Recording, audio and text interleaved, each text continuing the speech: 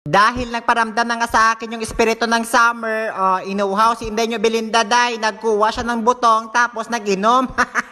Do sungak-sungak si Inday Belinda, inuubos niya talaga yung isang buong butong. Ubos niya laki, ililihi kagid ka. Hello, nandito na naman ako. May ginawa naman ako na video para may pag-usapan naman kayo.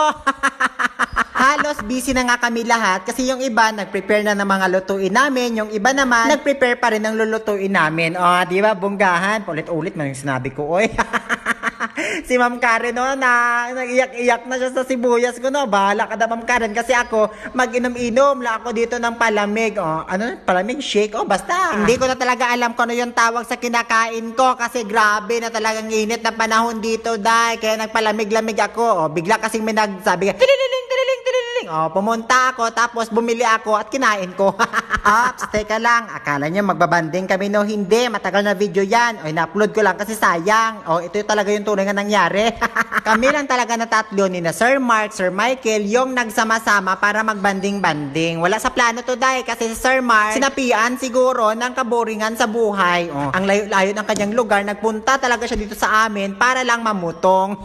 At ang akala ko lang talaga, mamutong lang talaga siya at maligo sa dagat. Pero sabi niya sa akin, pupunta naman kuno kami sa bukid.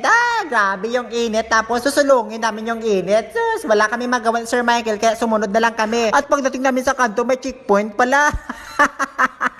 Buti lang, nag-aayos pa lang yung mga pulis. Maraming salamat sa mga pulis dito sa amin. Ang babait nila. Sana may makilala ako dyan sa inyo kasi gusto ko rin yung pulis.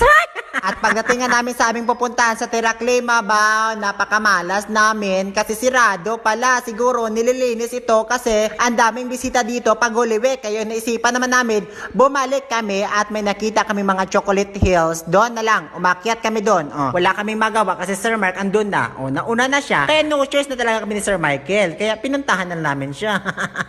Diyos ko mga Inday, imagine, alas 3 ito ng hapon. Grabing init. Ito talaga yung banding na hindi ko talaga alam kung trip-trip lang ba ito ni Sir Mark o talagang sinadya niya talaga ito. Sige na, aakyat muna ako sa bundok kasi si Sir Michael andun na sa unahan. Kasi alam nyo ba na gusto din namin makaganti kay Sir Mark kasi grabe na yung pinagagawa niya sa amin. Binilad niya kami sa araw. Kaya sabi ko, Sir Michael, umakyat na tayo sa bundok tapos ipasunod siya sa atin. At walang magawa ng Sir Mark kaya nagkita-kita lang kami sa itaas ng bundok. Ito lang talaga yung ginawa namin ngayong hapon. Nag-adventure kami sa itaas ng bundok na wala sa kaplano-plano. Kasi perfect talaga pag hindi plinano.